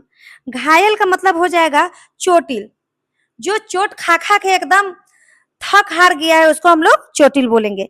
बेदम का मतलब होता है थक कर निढाल, मतलब बेजान, एकदम लग रहा है कि उसके शरीर में जाने प्राण प्राण नहीं है। ठीक है। और विजय का मतलब होता है जीत, और बैरी का मतलब हो जाएगा शत्रु, दुश्मन। ठीक है। तो चलिए स्लाइड आगे की ओर बढ़ेंगे हम लोग। अगला स्लाइड देखेंगे, स्लाइड 16। अब हम लोग स्लाइड 16 में क्या देखेंगे? पकड़े गए हीरा मोती। अब देखिए कहानी एक नया मोड़ ले लिया यहाँ पर। अब वो दोनों तो जीत के क्या करते हैं कि एकदम खुशी से झूमते उमते एकदम फूले फाले कि यार हम तो जीत गए, एकदम जा रहे थे, लेकिन बेचारे क्या हो गए, पकड़े गए। और कहाँ पकड़े गए उसके बारे में हम लोग देखेंगे। तो सबसे पहली बिंदु को हम लोग देखेंगे, थोड़ी दूर पर मटर का खेत था, मोती उसमें चरने लगा, तभी दो आदमी लाठियां लेकर दौड़ पड़े। हीरा मेड़ पर होने के कारण निकल गया, लेकिन मोती कीचड़ में फंस गया और पकड़ लिया। तो थोड़ी दूर जाने पर उनको क्या मिला, मटर का एक खेत मिला, मोती उसमें क्या किया, चरने लगा, तभी दो आदमी लाठी लेकर वहां पे आ गए। लेकिन हीरा क्या था, मेड़। मेड़ का मतलब होता है खेत का जो आरी जो होता है, आप लोग भी देखे होंगे खेत का जो आरी, उसको हम लोग मेड़ बोलेंगे। तो हीरा जो था वो मेड़ पे चल रहा था। हीरा समझदार है ना भाई, इसमें इसमें कहानी से मतलब इसमें ये भी देखा जा रहा है कि मोती जो है वो आगे ना सोचता है ना पीछे, सीधे ऊखे माए वो अपना रास्ता निकालता है, लेकिन मोती जो होता है वो आगे पीछे देख कर काम करता है। हीरा जो है वो क्या कर रहा है, मेड़ पे मतलब वो खेत के आरिये पे चढ़ रहा है कि ये चढ़ रहा है, लेकिन भागने का भी जरूरत होगा तो हम भाग जाएंगे, ठीक है। लेकिन मोती क्या है, मोती ना आगे देखता है ना पीछे देखता है, वो बीच खेत में जाके चढ़ने लगता है, ठीक है ना। तो क्या होता है कि उधर से दो आदमी आता है, तो हीरा तो भागने में सफल हो जाता है क्योंकि वो खेत के आरिये पर था, लेकिन मोती क्या होता है, वो बीच खेते में फंस जाता है, उसका जो पाँव जो होता है वो कीचड़ में फंस जाता है, इसीलिए वो पकड़ लिया जाता है, ठीक है। तो चलिए अगले बिंदु को पे हम लोग आते हैं। अपनी संगी को संकट में देखकर हीरा भी लौट आया।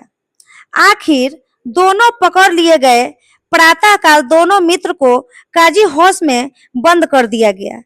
अपनी स्वतंत्रता खो देने के कारण दोनों बहुत दुखी थे, लेकिन उन्होंने साहस नहीं छोड़ा। कहने का मतलब यही है यहाँ पर कि हीरा तो मोती तो पकड़ा गया, हीरा भागने में सफल रहा, लेकिन हीरा अपने साथी से इतना प्रेम करता था कि वो जब पकड़ा गया अपने साथी को संकट में देखकर, परेशानी में देखकर वो क्या करता है, वो भी लौट आता है। और जब वो लौट आता है तो दोनों पकड़ लिए जाते हैं। अब शाम का समय हो गया, दोनों को काजी हाउस में, काजी हाउस का मतलब क्या हुआ, काजी हाउस का मतलब होता है जो पहले हम लोग उसको नहीं देहाती भाषा में ढाट बोलते थे। जो किसी भी किसान के खेत में कोई जानवर पकड़ा जाता था तो उसको ढाट में ले जाके रख दिया जाता था, उसी को हम लोग काजी हाउस बोलते थे। तो उसमें ले जाके बंद कर दिया गया। जब उसमें बंद कर दिया गया तो दोनों क्या किया, हीरा और मोती का अपना आजादी खत्म हो गया। तो आजादी खत्म होने के कारण वो लोग बहुत दुखी थे, और उनमें लेकिन उन्होंने अपना साहस का मतलब होता है हिम्मत, लेकिन उन दोनों ने अपना हिम्मत नहीं छोड़ा, ठीक है। तो चलिए कुछ कठिन शब्दों को हम लोग देख लेंगे। मेड़ का मतलब होता है खेत की किनारी, ठीक है। संगी का मतलब हो जाएगा साथी। प्रातःकाल, प्रातःकाल का मतलब हो जाएगा सुबह का समय। काजी हाउस, काजी हाउस का मतलब हो जाएगा आवारा पशुओं का बाड़ा, ठीक है। कि जो भी मतलब आवारा पशु जो खेत में पकड़े जाते हैं, जो भी किसान का जो जियानी कर दिया जाता था, उसका बर्बाद कर दिया जाता था, तो जो उसमें जो पशु पकड़े जाते थे तो उसको आवारा पशु का बाड़ा कहा जाता है।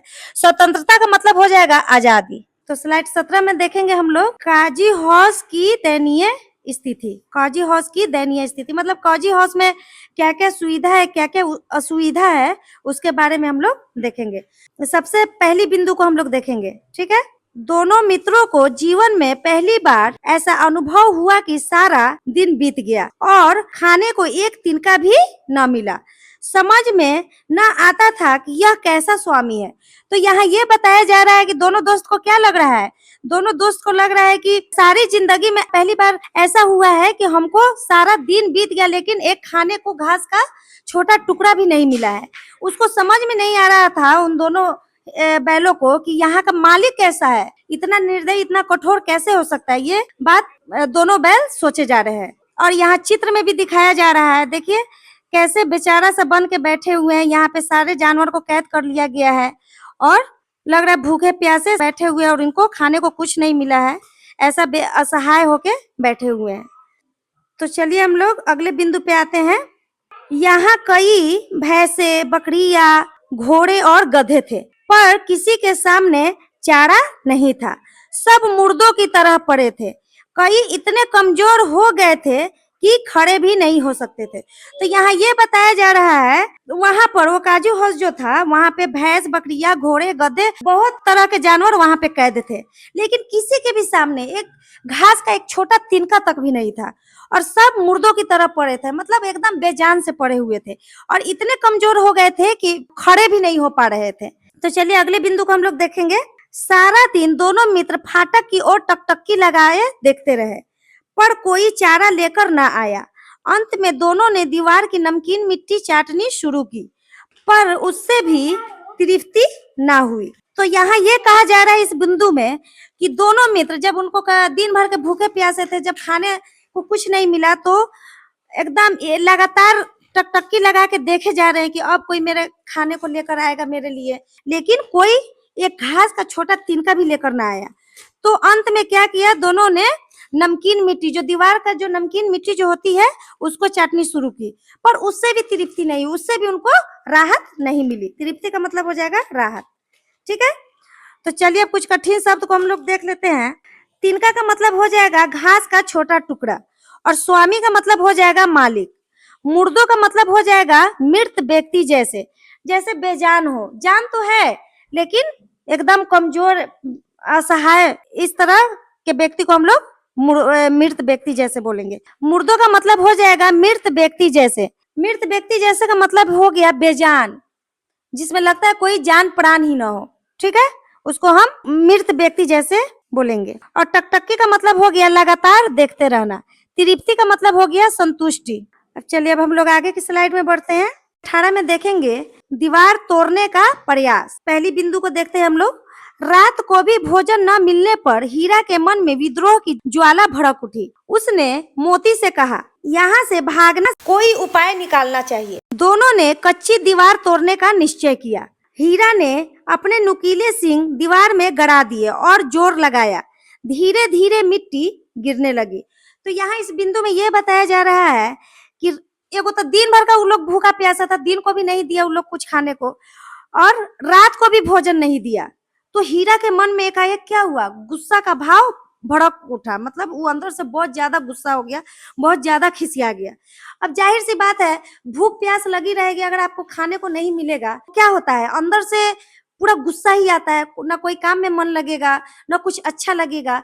और उन लोग को तो ना खाना दिया जा रहा था, एगो तो दिन में भी खाना नहीं दिया और रात को भी खाना नहीं दिया। ठीक है, तो मोती क्या कह रहा है हीरा से कि यहाँ से भागने का कोई उपाय निकालना चाहिए। ठीक है, तो दोनों ने कच्ची दीवार तोड़ने का निश्चय किया। मतलब वहां जो काजू हाउस का जो दीवार था वो पहले मिट्टी से ही बना होता था ना, कच्ची मिट्टी से, तो उन्होंने उन दीवार को तोड़ने का फैसला किया। तो हीरा ने अपने नुकीले सींग दीवार में गड़ा दिए और जोर लगाया। धीरे धीरे मिट्टी क्या हुई, गिरने लगी। ठीक है, तो चलिए हम लोग अगली बिंदु पे आते हैं। तभी काजू हाउस का चौकीदार आ गया। उसने हीरा को कई डंडे मारे और मोटी रस्सी से बांध दिया। इसके बाद मोती ने भी दीवार तोड़ने में पूरा जोर लगाया। लगभग 2 घंटे की मेहनत के बाद आधी दीवार गिर पड़ी। तभी उसके बाद क्या होता है कि काजी हाउस का जो चौकीदार है, जो चौकीदार का मतलब क्या हो जाएगा, पहरेदार, जो चौकीदार था वो वहां आ गया और उसने हीरा को कई डंडे मारे, क्योंकि हीरा ही अपने नुकीले सींग से दीवार को तोड़ने का प्रयास कर रहा था। तो हीरा उसको कई डंडे मारे और उसको क्या किया, मोटी रस्सी से बांध दिया। इसके बाद मोती ने भी दीवार में पूरा जोर लगाया। मोती तो मोती तो मतलब नहीं तोड़ रहा था, तो शायद पहरेदार उसको नहीं देख पाया, तो उसको नहीं बांधा, सिर्फ हीरा को ही बांध दिया। तो मोती, उसके बाद मोती दीवार तोड़ने में पूरा जोर लगाया। लगभग 2 घंटों की मेहनत के बाद आधी दीवार गिर पड़ी। 2 घंटा मेहनत किया वो अपने सींग से तोड़ते तोड़ते, तो उसके बाद आधी दीवार गिर पड़ी। ठीक है, यहाँ तस्वीर में भी आप लोग देख सकते हैं कि कैसे वो अपने नोकीले सींग से मतलब दीवार को तोड़ने का प्रयास कर रहे हैं और आधी दीवार तोड़ भी दी। ठीक है, तो चलिए हम कुछ कठिन शब्दों को देख लेंगे। विद्रोह का मतलब होता है विरोध। ठीक है, चौकीदार का मतलब हो जाएगा पहरेदार। डंडे का मतलब हो जाएगा लाठी की मार। रस्सी का मतलब हो जाएगा बांधने की डोरी। और निश्चय का मतलब हो जाएगा दृढ़ निर्णय, मतलब कोई फैसला लेना, दृढ़ निर्णय करना, उसको हम लोग निश्चय बोलेंगे। ठीक है, तो चलिए अब हम लोग आगे स्लाइड की ओर बढ़ते हैं। स्लाइड 19 में हम लोग क्या देखेंगे, स्लाइड 19 में देखेंगे हम लोग जानवरों की मुक्ति और सच्ची मित्रता। स्लाइड 18 में तो देखे कि हीरा और मोती दीवार को तोड़ दिए, लेकिन अब स्लाइड 19 में क्या देखेंगे, जानवरों की मुक्ति यानी जानवरों की आजादी और सच्ची मित्रता। तो हम लोग स्लाइड 19 में आते हैं और स्लाइड 19 में क्या बताया जा रहा है, जानवरों की मुक्ति और सच्ची मित्रता। तो चलिए सबसे पहली बिंदु को हम लोग देखते हैं। दीवार गिरते ही सभी जानवर भाग निकले। घोड़े, बकरियां और भैंसे बाहर निकल गए, लेकिन गधे डर के कारण वही खड़े रहे। मोती ने उन्हें भी बाहर निकाल दिया। तो यहाँ ये बताया जा रहा है कि दीवार गिरते ही क्या हुआ, सभी जानवर भाग निकले। जितने भी घोड़े, बकरियां, भैंस, जितने भी जानवर थे सभी बाहर निकलकर भाग गए। लेकिन एक गधा था, जो कि हम लोग ऊपर के भी स्लाइड में हम लोग पढ़े हुए थे कि गधे की क्या क्या विशेषताएं होती है, वो किस तरह का जानवर होता है, उसके बारे में हम बताए हुए थे।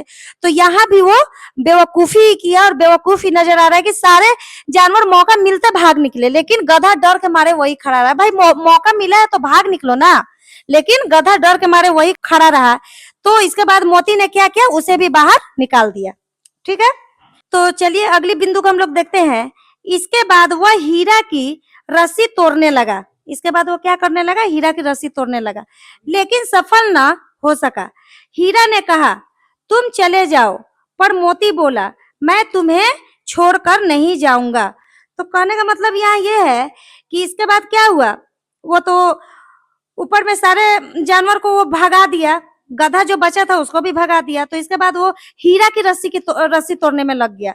वो तो आजाद था ही, सिर्फ हीरा बंधा हुआ था रस्सी से, तो उसको तोड़ने में लगा था, लेकिन सफल ना हो सका। क्यों नहीं हो सका, क्योंकि वो मोटी रस्सी से बांधा गया था। तो उसके बाद हीरा क्या कह रहा है कि तुम चले जाओ, तुम चले जाओ, पर मोती क्या बोला, मैं तुम्हें छोड़कर नहीं जाऊंगा। मोती क्या बोल रहा है कि मैं तुम्हें छोड़कर नहीं जाऊंगा। तो इससे यही पता चलता है कि उन दोनों में कितनी गहरी दोस्ती थी, कि मतलब वो मोती चाहता कि तो वहां से भाग जाता, चला जाता, लेकिन वो अपने दोस्त की वजह से नहीं जा पाया, कि नहीं जाएंगे तो दोस्त के साथ जाएंगे, नहीं तो हम भी यही रहेंगे। ठीक है, तो चलिए अगले बिंदु पे हम लोग आते हैं। सुबह होते ही मुंशी, चौकीदार और अन्य कर्मचारी आ गए। मोती की खूब मरम्मत हुई और उसे भी मोटी रस्सी से बांध दिया गया। तो इसके बाद सुबह होते ही क्या हुआ, मुंशी का मतलब होता है जो कागज पत्र का जो लेखा जोखा करता है, जिसका सारा हिसाब किताब रखता है, उसको मुंशी बोलेंगे। और चौकीदार का मतलब होता है पहरेदार। क्या होता है, पहरेदार। और कर्मचारी का अर्थ हो जाएगा जो वहां पे जितने लोग काम करते हैं उनको हम कर्मचारी बोलते हैं। तो सुबह होते ही क्या हुआ कि मुंशी, चौकीदार, कर्मचारी सभी के सभी वहां आ गए और मोती की खूब मरम्मत हुई, मतलब मोती को खूब पिटा गया। ठीक है, बहुत पिटाई हुई उसकी, और उसको भी मोटी रस्सी से बांध दिया गया। उसको भी क्या किया गया, मोटी रस्सी से बांध दिया गया। तो चलिए कुछ कठिन शब्दों को हम लोग देख लेते हैं। मुक्ति का मतलब हो जाएगा छुटकारा, सफल का मतलब हो जाएगा काम पूरा होना, मरम्मत का मतलब हो जाएगा खूब सारी पिटाई, मुंशी का मतलब हो जाएगा लेखा रखने वाला अधिकारी, और कर्मचारी का मतलब हो जाएगा काम करने वाले लोग। ठीक है, अब चलिए अब हम लोग अगले स्लाइड को देखते हैं। अगले स्लाइड पे बढ़ते हैं हम लोग। स्लाइड 20 में हम लोग देखेंगे नीलामी और कसाई का डर। तो चलिए सबसे पहली बिंदु को हम लोग देख लेंगे। एक सप्ताह तक दोनों मित्र काजी हाउस में बंधे रहे।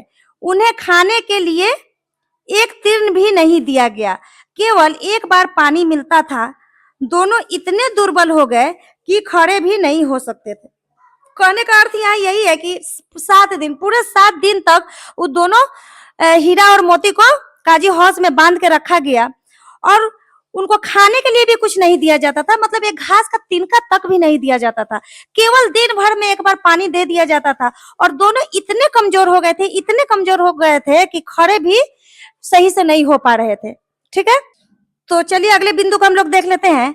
एक दिन वहां डुग्गी बजाई गई और बहुत से लोग इकट्ठा हो गए।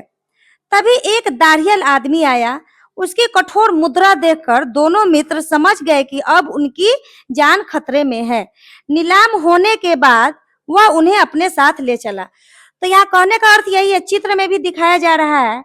डुग्गी, डुग्गी का मतलब होता है कि पहले जितने भी राजा महाराजा थे उनको जो भी ऐलान करवाना रहता था, मतलब कोई भी बात लोगों तक पहुंचाना रहता था, तो अपने एक मुनादी से, मतलब मुनादी उनका नौकर होता था, वजीर होता था, जिनसे डुग्गी बजवाई जाती थी। वही डुग्गी की आवाज सुनकर सारे लोग इकट्ठा हो जाते थे और जो भी वो बोलते थे उसको लोग ध्यान पूर्वक सुनते थे और वैसा ही करते थे। तो देखिए यहाँ पे एक आदमी डुग्गी बजाया जा रहा है और बहुत सारे लोग इकट्ठा हो गए हुए हैं। क्यों? क्योंकि हीरा मोती का नीलामी हो रहा है, नहीं ये इसकी इनकी बोली लगाई जा रही है। तो उसी में एक दाढ़ियल आदमी आया। देखिए यहाँ दाढ़ियल आदमी को देखिए कि दाढ़ियल आदमी का मतलब होता है दाढ़ी वाला आदमी। देखिए देखने में ये कितना कठोर मुद्रा वाला, मतलब कितना भयानक और कितना कठोर दिल लग रहा है, जो कि हीरा और मोती इन बैलों का रस्सी पकड़े हुआ है। और उसके बाद नीलामी के बाद क्या हुआ, उनको साथ लेके वो चल पड़ा। ठीक है, तो चलिए अब हम कुछ कठिन शब्दों को हम लोग देख लेते हैं। काजी हौस, काजी हौस का मतलब होता है आवारा पशुओं का बाड़ा। तीर्ण का मतलब होता है घास का तिनका। डुग्गी का मतलब होता है मुनादी का ढोल। और दाढ़ियल का मतलब होता है दाढ़ी वाला व्यक्ति। कठोर का मतलब हो जाएगा निर्दयी। और नीलाम का मतलब हो जाएगा बोली लगाकर बेचना। अब चलिए अब हम लोग स्लाइड 21 को देखेंगे। तो चलिए हम लोग स्लाइड 21 को देखेंगे। घर की पहचान और वापसी। रास्ते में चलते चलते दोनों को परिचित रास्ता दिखाई देने लगा। वही खेत, वही बाग और वही गांव देखकर उनकी सारी थकान दूर हो गई। दोनों समझ गए कि उनका घर पास ही है। अब देखिए कहानी में एक नया मोड़ यहाँ भी आ गया। मतलब उनकी तो नीलामी हो गई, वो चल पड़े। तो रास्ता उनको क्या, जिस रास्ते से जा रहे थे तो वो रास्ता उनको जानी पहचानी सी लग रही थी। वहां के जो खेत थे, बाग थे, गांव था, सब उनको जानी पहचानी सी लग रही थी, जैसे यहाँ पे हम आ चुके हैं, यहाँ पे रह चुके हैं। ठीक है, तो ये देखते ही उनकी जितनी थकान थी सब दूर हो गई और दोनों समझ गए कि उनका घर पास ही है। ठीक है, देखिए चित्र में भी दिखाया जा रहा है। जब वो आ रहे हैं तो देखिए कि जो रास्ता है, जो बाग है, जो खेत खलिहान है, सब उनको जानी पहचानी सी लग रहा है। और उनमें जोश ज्यादा आ गई और ताकत ज्यादा आ गई। कमजोरी होते हुए भी उनकी सारी थकान दूर हो गई। ठीक है, तो चलिए हम लोग अगले बिंदु की तरफ बढ़ते हैं। दोनों उन्मत्त होकर बछड़ों की तरह कुलेले करते हुए अपने थान पर पहुंच गए। झूरी ने उन्हें देखते ही दौड़कर गले लगा लिया। दोनों की आंखों से आनंद के आंसू बह निकले। तो यहाँ कहने का मतलब यही है कि देखिए चित्र में भी दिखाया जा रहा है, जब दोनों देख लिए कि नहीं ये तो मेरा ही गांव है, मेरा ही खेत है, ये तो सब मेरा ही है, तो बछड़ों की तरह, मतलब जो बछड़ा जो होता है वो उसकी तरह क्या खुशी से उछल कूद के वो क्या हुए, अपने थान पर वो पहुंच गए। का मालिक जब उन दोनों बैलों को देखा, हीरा और मोती को, झूरी देखा, तो खुशी से दौड़ कर उनको गले लगा लिया। देखिए कैसे खुशी से दौड़ते हुए उनको गले लगाने के लिए आगे बढ़ता है और गले लगा लिया और पूरा आनंदित हो गया, बहुत खुश हो गया और खुशी से उनकी आंखें भर आई। तो चलिए कुछ कठिन शब्दों को हम लोग देख लेते हैं। परिचित का मतलब हो गया पहचाना हुआ। ठीक है, उन्मत्त का मतलब हो जाएगा अत्यंत उत्साहित, मतलब बहुत ज्यादा खुशी। कुलेले का मतलब हो गया खुशी से उछलना कूदना।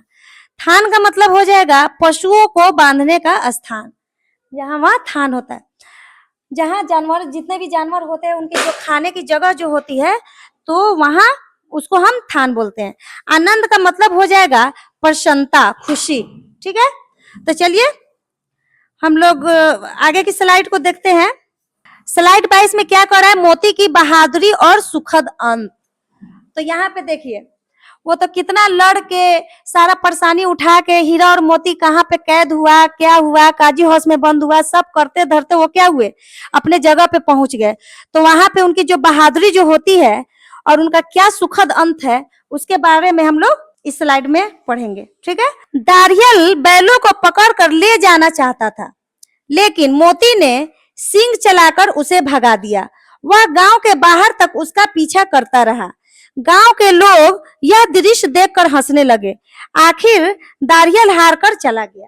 तो कहने का अर्थ यहाँ यही है कि जो दारियल जो दाढ़ी वाला जो व्यक्ति था, वो बैलों को पकड़कर ले जाना चाहता था। क्यों ले जाना चाहता था? क्योंकि वो खरीदे हुआ था, और भाई पैसा खर्च किए हुआ है, वो खरीदे हुआ तो ले ही जाना चाहेगा।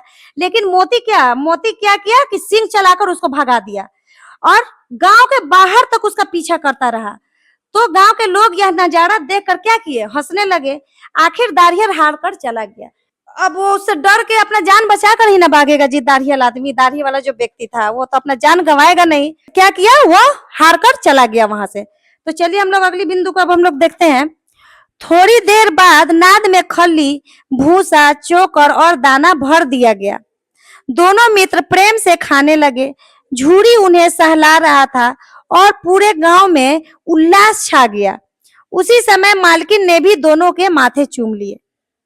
देखिए यहाँ तस्वीर में भी दिखाया जा रहा है कि दाढ़ियल आदमी को ये कैसे भगा रहा है कि मतलब तुम यहाँ से भाग जाओ, नहीं तो अभी मैं तुम्हें चीर फाड़ दूंगा। बेचारा जान बचा कर भाग भी रहा है और वहां से भाग भी गया।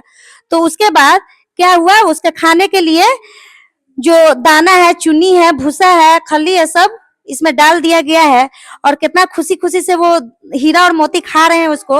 और उसका जो मालिक झूरी जो होता है उसको प्यार से कितना सहला रहा है। और उसकी पत्नी जो होती है उसकी माथा को भी चूमने हो जा रही है। ठीक है। और सारे गांव में खुशी का माहौल हो गया, पूरा उल्लास छा गया।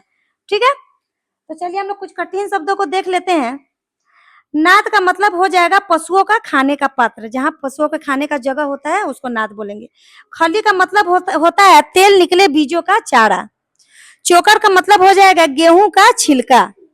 गेहूं का छिलका जो होता है, जो निकलता है, उसको हम लोग चोकर बोलेंगे। उल्लास का मतलब हो जाएगा खुशी का वातावरण, जहाँ खुशी का वातावरण होता है, चारों तरफ खुशी ही खुशी रहता है, उसको हम लोग उल्लास बोलेंगे। मालकिन का मतलब हो जाएगा घर की स्वामिनी, मतलब घर की जो मालकिन जो होती है, पत्नी जो होती है, उसको वो भी बोल सकते हैं पत्नी, उसको हम लोग मालकिन बोलेंगे। ठीक है। तो बच्चों आपको ये कहानी कैसी लगी कमेंट बॉक्स में जरूर आप लोग बताइएगा।